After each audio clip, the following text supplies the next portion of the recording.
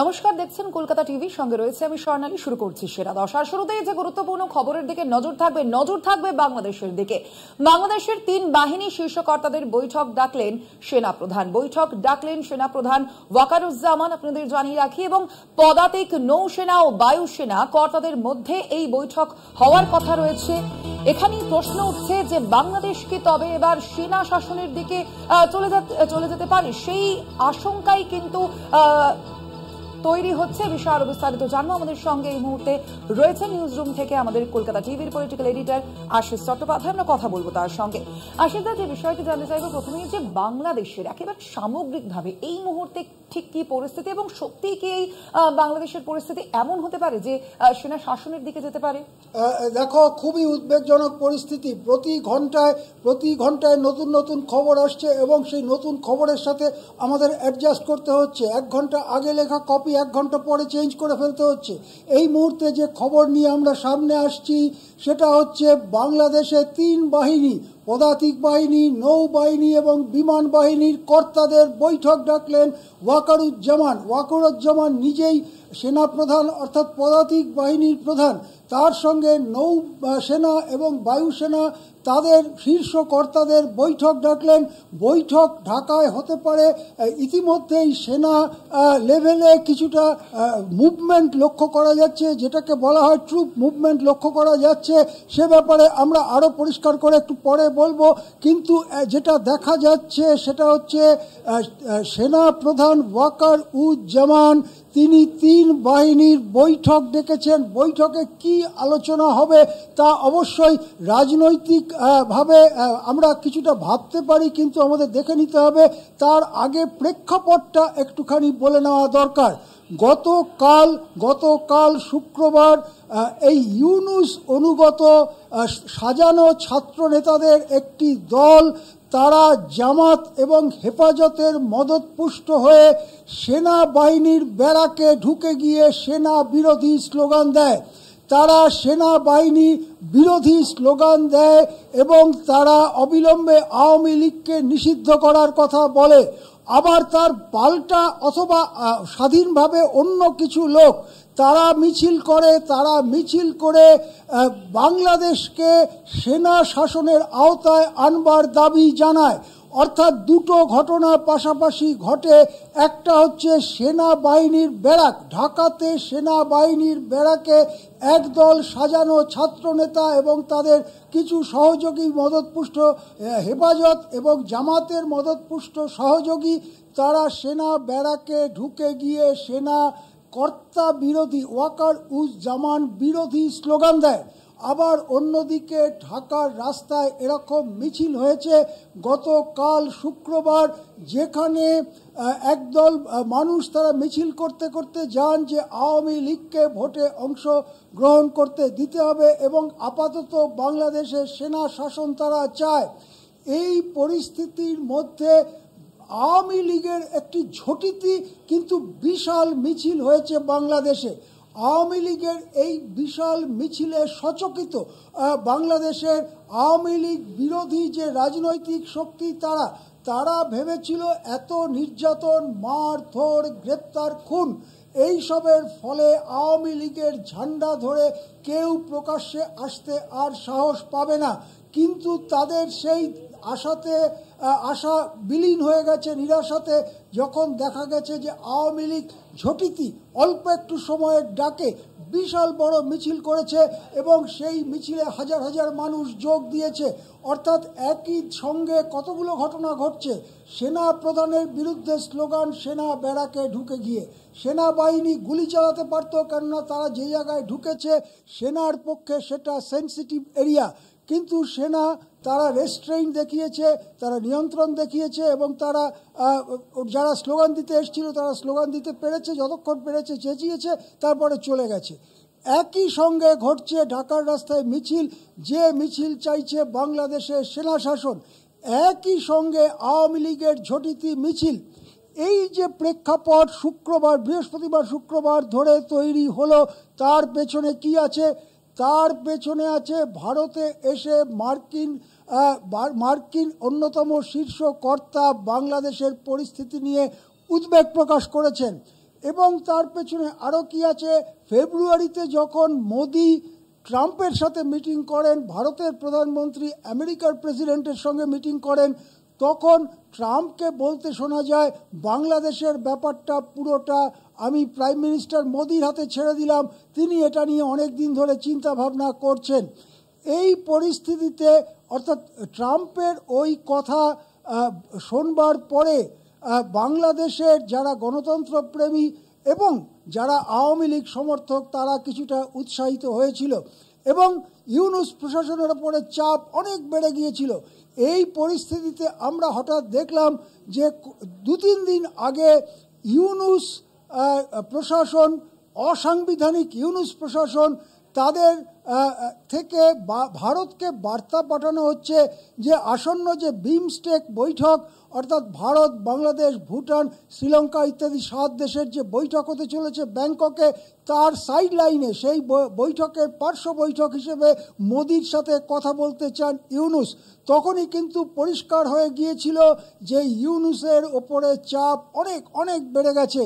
এরও প্রেক্ষাপট হিসেবে আমি স্মরণ করিয়ে দিতে চাই ওয়াকারুজ্জামানের একটি অনুষ্ঠান উপলক্ষে বক্তৃতা। তিনি বলেছিলেন যে আমি সতর্ক করে দিচ্ছি, পরে যেন কেউ বলবেন না সতর্ক করিনি, আমি চাই সবাইকে নিয়ে নির্বাচন, অল ইনক্লুসিভ। এই কথাটা ওয়াকারুজ্জামান, বাংলাদেশের সেনাপ্রধান, এই কথাটা ব্যবহার করেছিলেন, অল ইনক্লুসিভ, সবাইকে নিয়ে নির্বাচন। এবং তিনি বলেছিলেন যে এই নিজেদের মধ্যে মারামারি, কাটাকাটি, হানাহানি বন্ধ করে বাংলাদেশকে সুস্থ অবস্থায় ফিরিয়ে নেওয়া হোক। এই যে প্রেক্ষাপট আমি বললাম যে ওয়াকারুজ্জামানের বক্তৃতা, তারপরে ফেব্রুয়ারিতে মোদি ট্রাম্প বৈঠকে মোদির ওপরে দায়িত্ব, ইউনূসের কথা বলতে চাওয়ার আগ্রহ প্রকাশ এবং আজকে 3 বাহিনীর প্রধানের মিটিং, সব কিছুর মধ্যে কি কোনো যোগসূত্র আছে? বাংলাদেশ কি ধীরে ধীরে আবার, একাধিকবার এর আগে হয়েছে বাংলাদেশ গঠিত হওয়ার পরে সেনা শাসন, আবার কি সেনা শাসনের দিকে যাচ্ছে? আওয়ামী লীগের ওপরে যে প্রকৃতপক্ষে নিষেধাজ্ঞা জারি করা হয়েছে তা কি শিথিল হতে যাচ্ছে? ইউনূস প্রশাসনের বিদায় কি আসন্ন? এক গাদা প্রশ্ন, এক্ষুনি ঠিক উত্তর নেই, কিন্তু বাংলাদেশের পরিস্থিতি ক্রমাগত উদ্বেগজনক এবং সংকটাকুল হয়ে উঠেছে বলেই মনে করা হচ্ছে। একেবারে আশিসদা, আমাদের অবশ্যই নজর থাকবে সেদিকে যে বাংলাদেশের পরিস্থিতি এর পরবর্তীতে ঠিক কোন দিকে এগোয়। আপাতত ধন্যবাদ আপনাকে। আমরা কথা বলছিলাম, আমাদের সঙ্গে নিউজ রুম থেকে সরাসরি ছিলেন কলকাতা টিভির পলিটিক্যাল এডিটর আশিস চট্টোপাধ্যায়। সেরা 10-এ এখন সময় একটা ছোট্ট বিরতির। ফিরছে বিরতির পর আরো খবর নিয়ে সঙ্গে থাকুন। সেরা 10 নিয়ে ফিরে এলাম বিরতির পর। আর এবার যে খবরের দিকে নজর রাখবো, লোকসভার আসন পুনর্বিন্যাস আরো 25 বছরের জন্য স্থগিত রাখার দাবি জানালো জয়েন্ট অ্যাকশন কমিটি।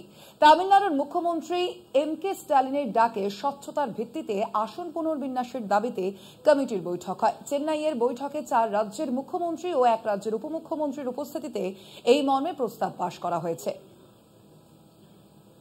আসন পুনর্বিন্যাসের প্রতিবাদে দক্ষিণের মুখ্যমন্ত্রীরা এককাট্টা। লোকসভার আসন পুনর্বিন্যাস আরও 25 বছরের জন্য স্থগিত রাখার দাবি তুললেন তামিলনাড়ুর মুখ্যমন্ত্রী এম.কে. স্ট্যালিন সহ দক্ষিণের অন্য মুখ্যমন্ত্রীরা। স্ট্যালিনের ডাকে স্বচ্ছতার দাবিতে আসন পুনর্বিন্যাসের দাবিতে চেন্নাইতে জয়েন্ট অ্যাকশন কমিটির বৈঠক হয়। শনিবার বৈঠকে ছিলেন কেরালার মুখ্যমন্ত্রী পিনারাই বিজয়ন, তেলেঙ্গানার মুখ্যমন্ত্রী রেবন্ত রেড্ডি, পাঞ্জাবের মুখ্যমন্ত্রী ভগবন্ত সিং মান। হাজির ছিলেন কর্ণাটকের উপমুখ্যমন্ত্রী ডি.কে. শিবকুমারও।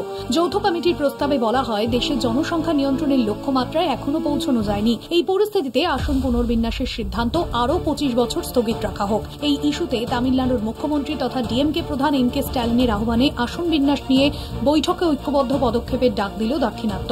প্রধানমন্ত্রী নরেন্দ্র মোদী সরকারের একতরফা উদ্যোগের বিরুদ্ধে আন্দোলনের পাশাপাশি আইনি প্রতিবিধান চাওয়ার বিষয়েও এদিনের বৈঠকে আলোচনা হয়েছে বলে সূত্রের খবর। 2019-এ লোকসভা নির্বাচনের আগেই কেন্দ্রীয় সরকার একতরফাভাবে আসন পুনর্বিন্যাস করেছে বলে সূত্রের খবর। 2029-এ লোকসভা নির্বাচনের আগেই কেন্দ্রীয় সরকার একতরফাভাবে আসন পুনর্বিন্যাস করে লোকসভা কেন্দ্রের সংখ্যা বাড়িয়ে নিতে পারে বলে আশঙ্কা করছেন বিরোধীরা।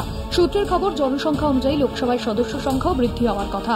দক্ষিণের রাজ্যগুলির তুলনায় হিন্দি বলয়ের রাজ্যগুলি থেকে লোকসভার আসন সংখ্যা অনেকটাই বাড়বে। গোটা বিষয়ে বিজেপির লাভবান হওয়ার কথা। ফলে দেশের রাজনীতিতে দাক্ষিণাত্যের কণ্ঠরোধ হবে। তাই বিজেপির এই কৌশল রুখতে এবার এম.কে. স্ট্যালিনের নেতৃত্বে এককাট্টা হয়েছেন দক্ষিণ ভারতের রাজ্যগুলির প্রতিনিধিরা। কলকাতা টিভি।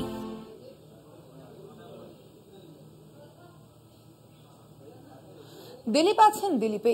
শুক্রবারের পরও আজ আবারও একই মন্তব্য করেছেন দিলীপ ঘোষ। অবশ্যই সেই খবরের দিকে নজর রাখবো, তবে এখন সময় একটা ছোট্ট বিরতির। ফিরছি বিরতির পর, সঙ্গে থাকুন। ফিরে এলাম বিরতির পর। দিলীপ আছেন দিলীপে। শুক্রবারের পরেও একই মেজাজে দিলীপ ঘোষ। এবার বাড়িতে ঢুকে মারার হুমকি দিলেন বিজেপি নেতা। মেজাজ হারাইনি, যা বলেছি ঠিক বলেছি, রাজনীতি ছেড়ে দেব, মেজাজ ছাড়বো না, নিজের অবস্থানেই অনড় প্রাক্তন বিজেপি সাংসদ।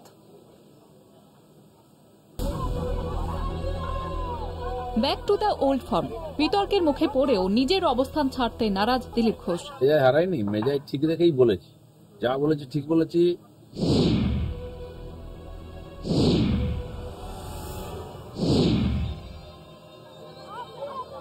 ঘটনা সূত্রপাত শুক্রবার। খড়গপুরে 6 নম্বর ওয়ার্ডের মাঝপাড়ায় রাস্তা উদ্বোধনে গিয়েছিলেন দিলীপ ঘোষ। অভিযোগ, সেই সময় বিক্ষোভ দেখায় একদল তৃণমূল কংগ্রেস কর্মী। দুপক্ষের বচসা গড়ায় হাতাহাতিতে। একের পর এক বিতর্কিত মন্তব্য করতে শোনা যায় দিলীপ ঘোষকে।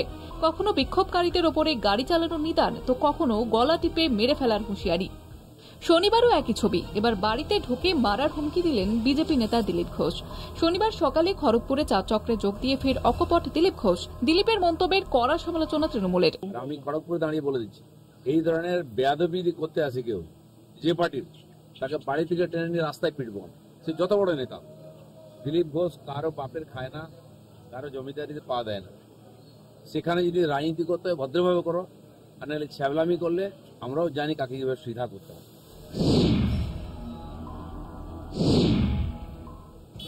কর্মীদের মারার হুমকি দেওয়ার জন্য অবিলম্বে দিলীপ ঘোষকে গ্রেফতার করতে হবে।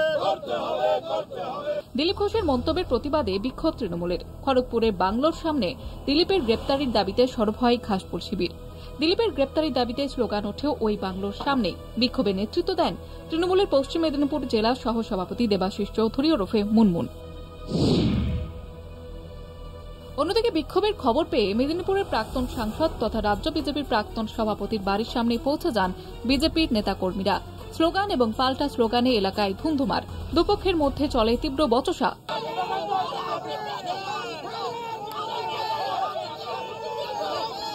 সবকিছুর মাঝেও নির্বিকার দিলীপ। রাজনীতিকে হাতিয়ার করে কারো বেয়াদবি সহ্য করতে নারাজ বিজেপির প্রাক্তন রাজ্য সভাপতি। সৌম্যকান্তি ত্রিপাঠীর রিপোর্ট, কলকাতা টিভি। মদ্যপ অবস্থায় মহিলাদের উপর চড়াও সিভিক ভলান্টিয়ার। মহিলাদের মারধরের অভিযোগ সিভিক ভলান্টিয়ার ও তার স্ত্রীর বিরুদ্ধে। মারধরের পাশাপাশি প্রাণনাশের হুমকিও দেওয়া হয় বলে অভিযোগ। ঘটনায় আহত 3 মহিলা।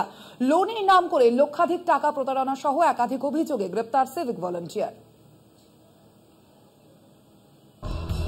লোনের নাম করে লক্ষাধিক টাকা প্রতারণা এলাকার মহিলাদের। প্রতারণার আঁচ করতে পেরে সিভিক ভলেন্টিয়ার সন্তু দেবনাথের বাড়িতে যান মহিলারা। সেখানে কর্তব্যরত অবস্থায় ওই মহিলাদের উপরে চড়া হন সন্তু। মদ্যপ অবস্থায় মহিলাদের মারধরের পাশাপাশি প্রাণনাশের হুমকি দেয় বলে অভিযোগ। থেকে বলেছিল, বিশেষ করে আমার একটা ছোট বাচ্চা আছে অসুস্থ, আমার বাচ্চার নাম করে, আমি জানি না, আমার বাচ্চার নাম করে আশেপাশের লোকের কাছ থেকে টাকা তুলিয়েছে, যেরকম চাঁদা তোলে সেরকম ভাবে টাকা তুলিয়েছে। আর সব থেকে বড় কথা হলো, আমি যখন টাকাটা চাইতে যাই আমার লোনের টাকাগুলো, তখন আমাকে বাজে বাজে কথা, রাব্বাসে হুমকি দেওয়া, আমার বাচ্চাকে তুলে নেওয়ার কথা। এমনকি ওর হাজবেন্ড আমার বাড়িতে এসে আমাকে থ্রেট দিয়ে গেছে, আমার হাজবেন্ডকে থ্রেট দিয়ে গেছে। ওর হাজবেন্ড হলো সিভিক ভলেন্টিয়ার। ঘটনায় আতঙ্কিত এলাকার মহিলারা। অভিযুক্ত সন্তু দেবনাথের নামে খড়দা থানা এবং ব্যারাকপুর পুলিশ কমিশনারের কাছে অভিযোগ দায়ের করেন তারা। সেই অভিযোগের ভিত্তিতে শুক্রবার অভিযুক্ত সন্তু দেবনাথকে গ্রেফতার করে খড়দা থানার পুলিশ। আমার থেকে ফোন থেকে ও অ্যাপে আইডিএফসি লোন তুলিয়ে নিয়ে ওর বর ওই আমার এটিএম নিয়ে টাকা নিয়ে নিয়েছে। আমি জানিও না যে আমার লোন হয়েছে। এখন আপনারা কি চাইছেন? আমরা টাকা চাইছি আর ওর শাস্তি চাইছি, যাতে এরকম দ্বিতীয়বার কোনো মেয়ে ছেলে না করতে পারে। ওর এমন শাস্তি হোক যে কোনো মেয়ে ছেলের সাথে এরকমভাবে তসরুপ না করতে পারে। রাজ্যে বারবার বিতর্কে জড়িয়েছে সিভিক ভলেন্টিয়াররা। 2 বছর আগে রাজ্য পুলিশের তরফে নির্দেশিকা জারি করে বলা হয়, আইন শৃঙ্খলাজনিত কোনো দায়িত্বপূর্ণ কাজ সিভিক ভলেন্টিয়ারকে দেওয়া যাবে না। তারপরেও সেই কাজে দেখা গেছে সিভিক ভলেন্টিয়ারদের। সিভিক নিয়ে বিভিন্ন সময়ে কড়া পর্যবেক্ষণ দিয়েছে হাইকোর্ট থেকে সুপ্রিম কোর্ট। তবে তারপরেও সিভিক আছে সিভিকেই। ব্যারাকপুর থেকে জয়ন্ত মজুমদারের রিপোর্ট, কলকাতা টিভি। এখন সময় আরো একটা বিরতির। ফিরছি বিরতির পর আরো খবর নিয়ে সঙ্গে থাকুন। ফিরে এলাম বিরতির পর। ফের আক্রান্ত পুলিশ, কর্তব্যরত পুলিশ কর্মীকে মারধরের অভিযোগ। সোশ্যাল মিডিয়ায় ভাইরাল সেই ভিডিও। ভাঙড়ের পোলের হাটের নাটাপুকুরে জমি সংক্রান্ত একটি বিষয়ে দুই পক্ষের মধ্যে ঝামেলা। ঘটনাস্থলে পৌঁছয় পুলিশ, তখনই জাহাঙ্গীর নামে এক যুবক কনস্টেবল সুশান্ত মণ্ডলের উপর হামলা চালায় বলে অভিযোগ।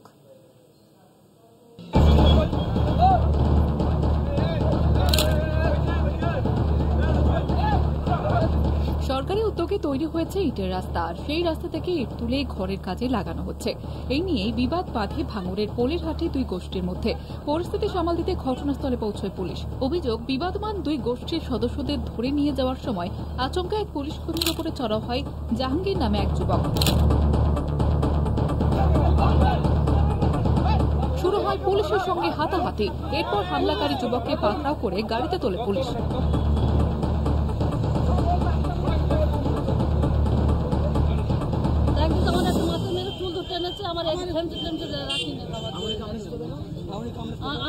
আঙুলি ধরে কামড়ে লেছে, তারপরে খামচে লেছে।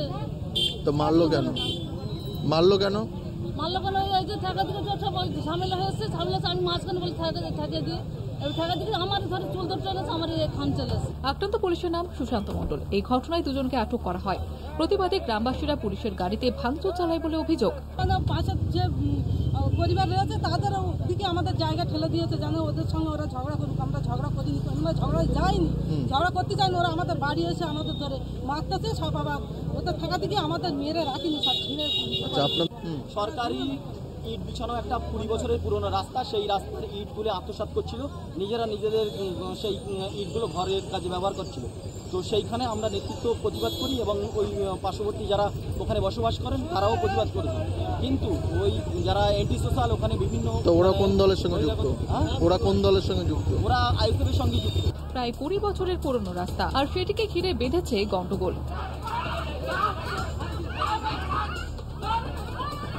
বাংলায় পুলিশের কিছু করার ক্ষমতা তো দিদি কেড়ে নিয়েছে না।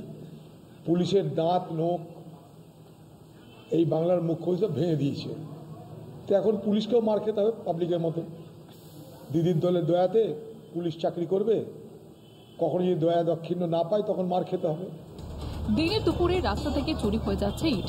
বিবাদমান এক পক্ষ এই বিষয়ে আঙুল তুলেছে আইএসএফ এর দিকে। ভাঙড় থেকে জাহাঙ্গীর হোসেনের রিপোর্ট, কলকাতা টিভি।